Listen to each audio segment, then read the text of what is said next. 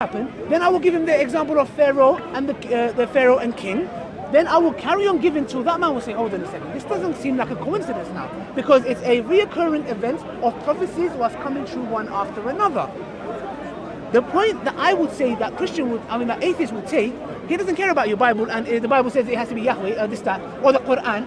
But what we bring we show empirically, because you say Jesus brought the dead to life. You say, you're telling me stories, brother. I watched this in Netflix. Yeah, that's what he'll say to you. However, with the Quran is tangible. You can test it. This is why the miracle of the Quran is greater. And if I said to him, one last point, there was a staunch enemy of the Prophet called Abu Jahl. Allah says in the Quran, he will never accept Islam. He could have easily disproved the Quran and said, La ilaha illallah, your religion is false. He didn't. How is he making such bold claims in the commentary? You need to answer that. Okay, so again, now Ali Dawah is appealing to circular reasoning. In terms of appealing to the Prophet to say he did these things, therefore he is a prophet. Yes. I could go to a Mormon and ask them, why is Joseph Smith a prophet? Yeah. They will tell me a long list till tomorrow of what he did and why. No, prophecy. Because they will say, for example, how could an illiterate man write the Book of Mormon? Right? So he says prophet. Now, let me give you something from the Bible, because now let's try and establish you didn't touch it, that was weak. Is that your reply to me? No, I've been offended. I'm gonna answer it. You brushed because off, the thing is, because I've already started by saying prophets. There's nothing against people being able to display signs and wonders. Christ even says this for himself. He says there'll be many false messiahs who perform wonders He's and talking miracles. about David Blaine. He's not talking about Prophet Muhammad. That's good for you. Now, when we go to the book of Jeremiah, because we now have to look at, is there a criteria? And this is what the Bible says. And during this time was a time of many false prophets were rising up. And God spoke to prophet Jeremiah. And it says, and the Lord said this to me, the prophets are prophesying lies in my name. I did not send them, nor did I command them to speak to them. They are prophesying to you a lying vision, worthless divination, and the deceit of their own minds. Therefore thus says the Lord concerning the prophets who prophesy in my name, although I did not send them, and who say, sword and famine shall not come upon this land, by sword and famine those prophets shall be consumed. So now what God told Jeremiah at this time is that these prophets were saying that there shall be no sword and famine. You know what? I might have to borrow someone's jalabiya. I don't know, big mistake coming out. These people were false prophets. Wallahi, big mistake. I know, for someone like me, it's wrong as well. Now, Ali Dawah, are you listening? Now, in the Quran, it says... Marriage documentary coming out in 20 minutes. Is there somewhere I can buy in the jalabiya? Trailer, for example, we see prophets are under God's protection. In the Quran, Allah says that Muhammad is under his protection too. But when we go to the Hadith, we see that Muhammad was bewitched and he was poisoned. No, wait, why are you slandering? Wait, What do you mean bewitched? If you're Shia, we'll have that conversation later on. But we're going by the Sunni text. Can I say something? Yeah? So now, manners to get. Come on, that's rude, bro. That's rude. Come on. No, bewitched. look, if you want to have this conversation another time, that's Do you fine. agree with that? Just because he says bewitched, I'm going to say yes. Wait. Come This on, is bro. what he said, bro. There's basic manners. All right. Can I say one thing about Luke? No. Because Luke is my guy. Let me tell you. If we want, Please, we're having a serious discussion. But Ali, so now I'm going to bring the evidence, and then I'll let you respond, Ali. Let me just get the evidence.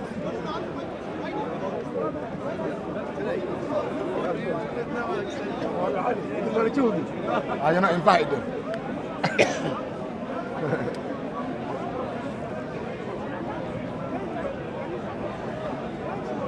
So I'll give you the evidence from the prophecies of the Prophet Muhammad. What do you think I'm doing? What do you think all this is? No. Who hasn't addressed one? Yeah, let me just find the reference. What are you looking for? What are you looking for? The Hadith and the Quranic verse. Of what? Allah's protection on Muhammad. Brother, you know... All right, so we go to Surah 15, 39 to 42. Surah what? 15, 39 to 42. 15 to 15 to what? 39, 42. Okay, 39. Yes. Yes. He said, my Lord, since you made me go astray, I swear that this is shaitan. Do you want to just read it out? If you want to read it, let everyone I hear shall it. beautify for them evils on earth and shall lead them astray, except those of your servants from among them who are chosen by you. He, Allah, said, this is the straight path leading to me, that a person is chosen by me through his good deeds. My servants are such that you have no power over them, except those of the deviators who will follow you. Okay. And I even know where you're coming from. All right. Wait, let me give you another. Let me give you. If that's the case, Wait. So let's just go to that. Well, you can address it afterwards. Let me make my statement. So it says, Iblis said, "O my Lord, because thou hast put me in the wrong, I will make wrong fair seeming to them on the earth, and I will put them all in the wrong." Then he said, "Accept thy servants amongst them, sincerely and purified." Said this, "The way of my sincere servants is indeed a way that highlights straight for me. For over my servants no authority shalt thou have except such as put themselves in the wrong and follow these." So therefore we're seeing from this Quranic verse that Shaitan has no authority over the believers. And when we go to 14:22, which says, where Shaitan says, "I had no power over you except to call you, but you listened to me, then reproach me not, but reproach your own self." So we have two verses where Allah, or where Shaitan is affirming that he has no power over the believers. And even in the Bible we confirm this, where magic could not work on the prophets. God would always protect them. And I'll just go to the hadith and then you can make your response afterwards. So this is in Bukhari, volume 7, book 71, number 660. So it says, narrated by Aisha, magic was worked on Allah's apostle so that he used to think that he had sexual relations with his wives whilst he actually had not. And now you want to know why it's happening? Wait. Let me just give the poisoning one as well.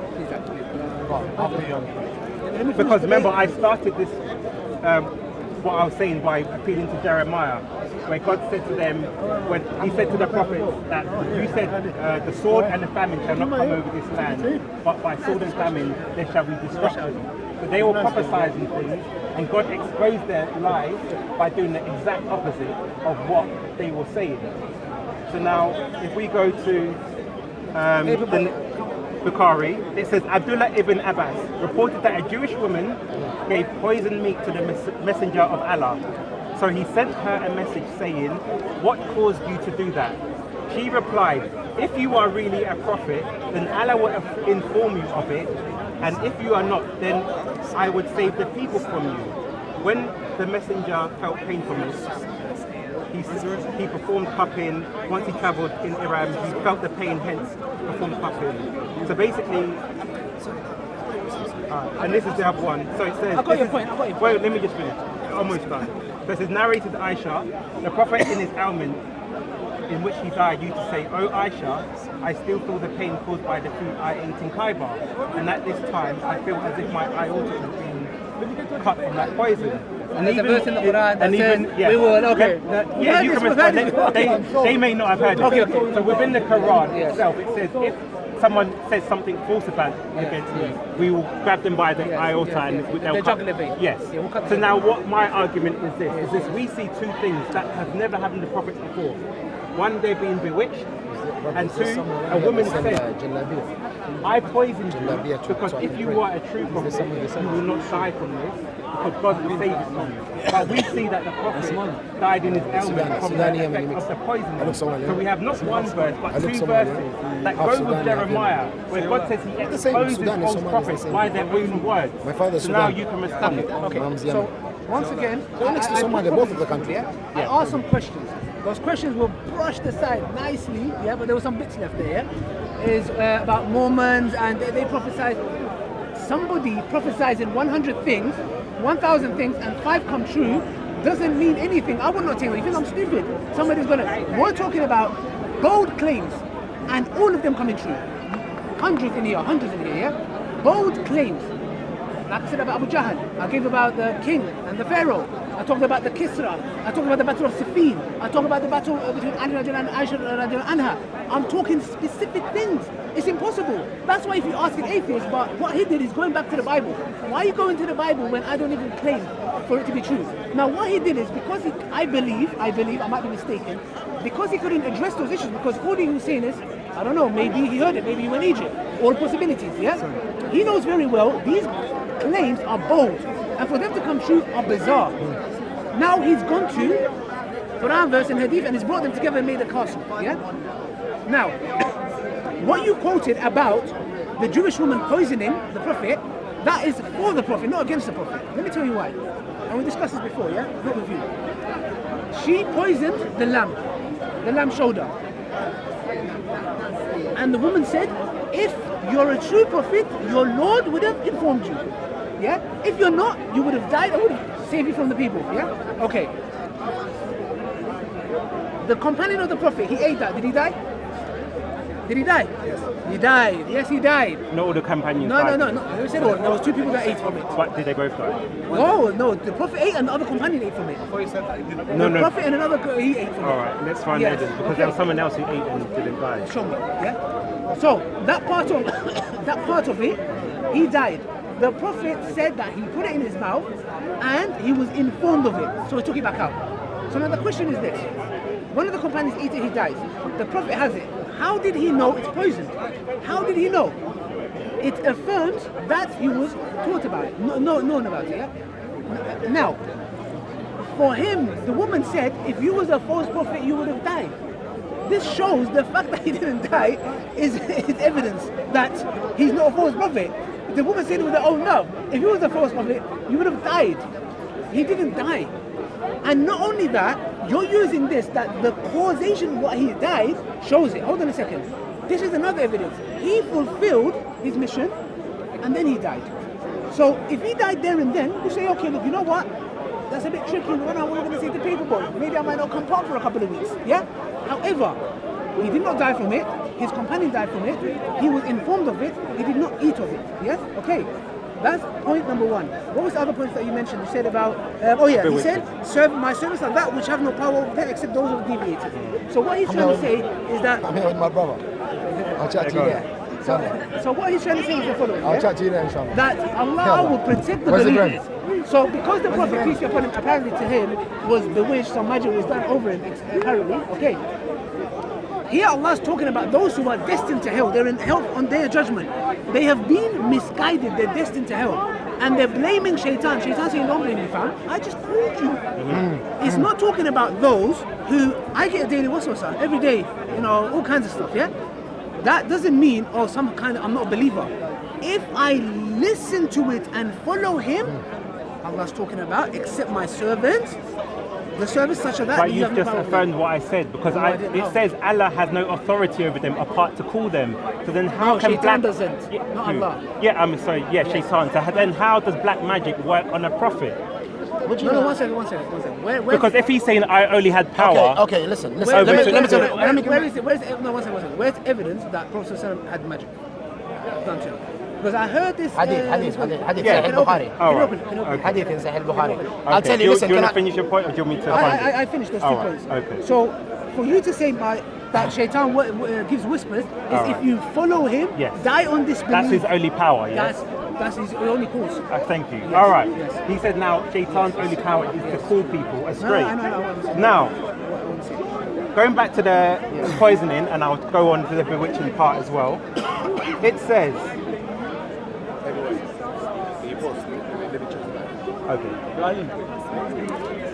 Okay, give me 2 minutes.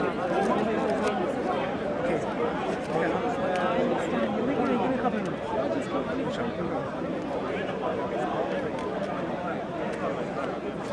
Let me.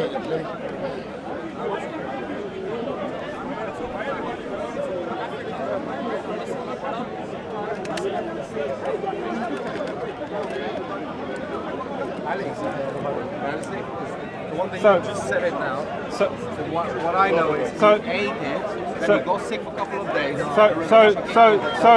So now if we go to Sunan Abu Dawood, it says the woman's words were this.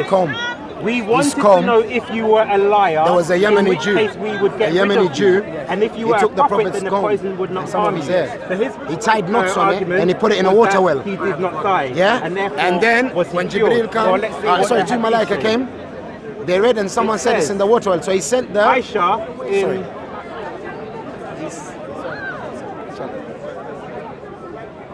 This is Sunan Ibn Majah. She said, I never saw anyone suffer more pain than the Prophet of Allah. And this was after his poisoning. But So did he therefore, die? yeah, let me finish my point. So therefore, he's not dead. But Allah has not cured him, but he's suffering in extreme pain. Now it says, He suffered in war. So that's like saying, Most prophets suffer. That's like saying, Most prophets that's like suffer. so saying then it says, he went to the war messenger, and he had his teeth broken. let me finish If he was the a true point. prophet, he So wouldn't it have says his the teeth broken. messenger of Allah had himself cut on his shoulder on account of that which he had eaten from the sheep. Abu Hyde cut him with the horn of a knife. He was a client of Banu Bayada from the Ansar. So we clearly see that his claim was that the poison had to kill him straight away. But we see that poison had internally affected him. This is why he had to go for cupping. No, but he Because survived. cupping is for the blood, right? Yes. Yes, all right. So he survived. The thing is, Wait. if he didn't die, that's evidence that he's a prophet. No. The woman said it herself. Your Lord, the fact that he didn't eat it, look, two evidences. He didn't eat it and he didn't All die. right. So now I'm going to the Paperboy, you're helping my case. I'm gonna let you talk. Ibn Qayyim. Now he says when the Prophet used cupping, he did it in the upper part of his back, which is the most direct route to the heart. So the poison was extracted with the blood. In this case, only partially. A part of the poison remained in the Prophet's system in order to fulfill what Allah had decided for his Prophet. So he would acquire every type of good and righteous reward there is. When Allah decided it was time for his Prophet to die as a martyr, the effect of the poison reappeared so that Allah's decision was fulfilled. So therefore, we have confirmation that he was killed by the poison. So then what was the woman's word? She didn't say it had to kill you instantly. She said, if you are a false prophet, you will die by this poison. And we have confirmation in your Islamic text. He died as a martyr because of the effect. Now, let me read. Two evidences. Let me put this out to people.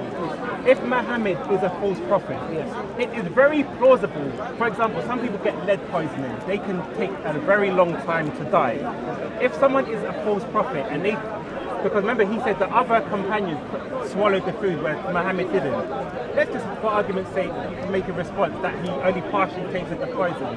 The poison stayed in his system and eventually killed him. Because we see that he was going for cupping. That means that the poison was still in his blood and he eventually died from that ailment because his health did deteriorate.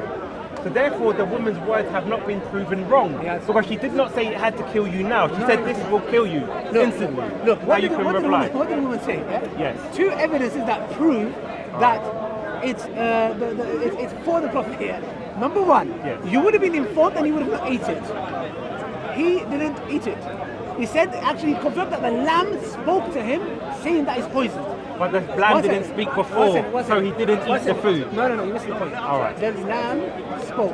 Yes? All right. Okay. Who else saw the companion- lamb speak? Sorry? Who else saw the lamb speak? The companions. Okay. Yeah? Okay, that's what we have hadith. They saw the, or was it just him? No, I don't know. The Prophet claimed that the lamb Okay, yes. exactly. No one else saw, no witness. No problem. The argument here is this. The argument here is this. Why did he stop eating? Why? Was it? Why? What stopped it? Was it the flavor? What was it? The fact that he stopped is evidence number one. Because she said that you would have been informed. How else can you know? It's too hot. No. That's point evidence number one. What about that magic part you're talking about? Yeah, he's gonna. I'll I'm gonna come to that. But no, Get the yeah, Sahih after he does hadith, this, because the chain that I'm talking about, it says it's weak. You get the one you're talking about, yeah?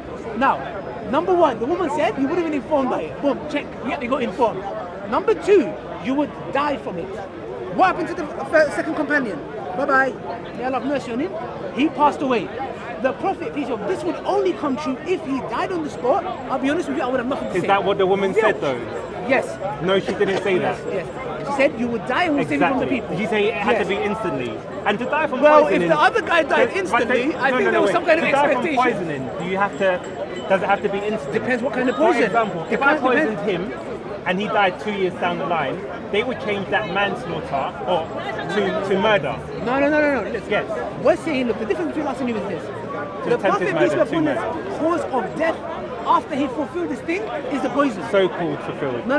Yes, this, that's why we're going through stuff that you can't answer. Okay, did he die as a martyr? One second. Of course, we believe. From the poisoning? Of course, martyr. Okay, thank you very much.